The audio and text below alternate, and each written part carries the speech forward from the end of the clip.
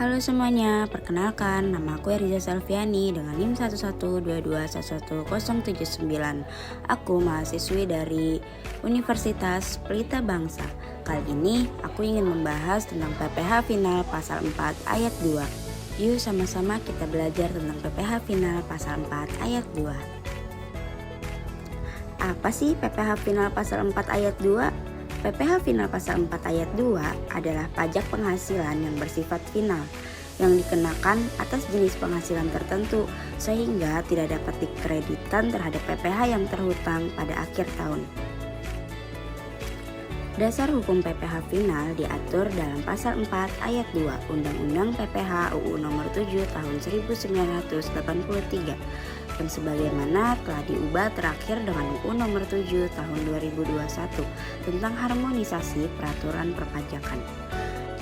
Selain itu, PPh final diatur dalam PP Nomor 23 Tahun 2018 tentang pajak penghasilan atas penghasilan dari usaha yang diterima oleh wajib pajak dengan peredaran bruto tertentu, serta peraturan Menteri Keuangan yang menjelaskan mengenai detail tarif, batasan, dan tata cara pelaporan, misalnya PMK nomor 164 PMK 03/2023.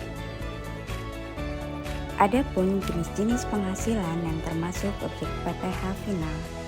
Penghasilan yang dikenakan PPh final antara lain: 1. Penghasilan dari usaha wajib pajak dengan omset kurang lebih 4,8 miliar setahun, setara dengan UMKM.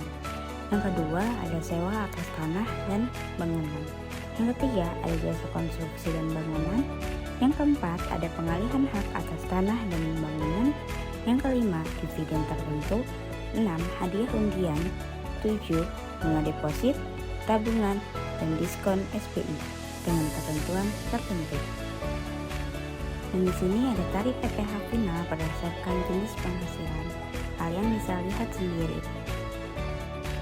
Karena bersifat final, PPh ini tidak dapat diperhitungkan laba bersih dan tidak dapat dikreditkan dalam SPT tahunan.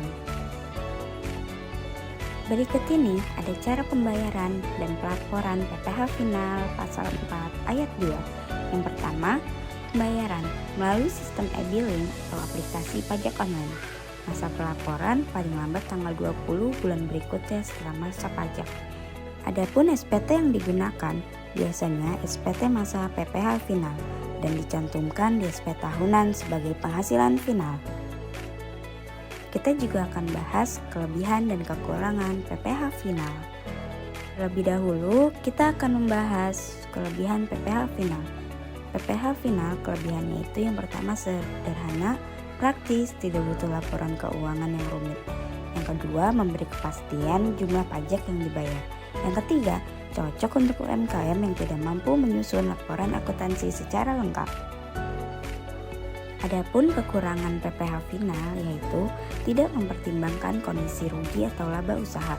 Yang kedua, bisa memberatkan pengusaha dengan margin keuntungan kecil. Yang ketiga, tidak dapat dikreditkan atau dikurangkan dalam pajak lain. Baik, setelah pembelajaran PPh final, kita dapat menyimpulkan bahwa PPh final Pasal 4 Ayat 2 merupakan bentuk pajak yang sederhana dan pasti, ditunjukkan untuk jenis penghasilan tertentu. Yang kedua, tarifnya beragam tergantung objek pajaknya. Yang ketiga, UMKM mendapat tarif istimewa 0,5% dari omset. Yang keempat, meskipun mudah, tetap penting dilaporkan dan dibayarkan tepat waktu.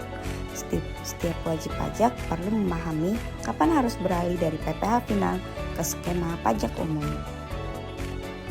Demikian pembelajaran PPh Pasal 4 Ayat 2. Terima kasih semuanya, sampai jumpa kembali. Dadah.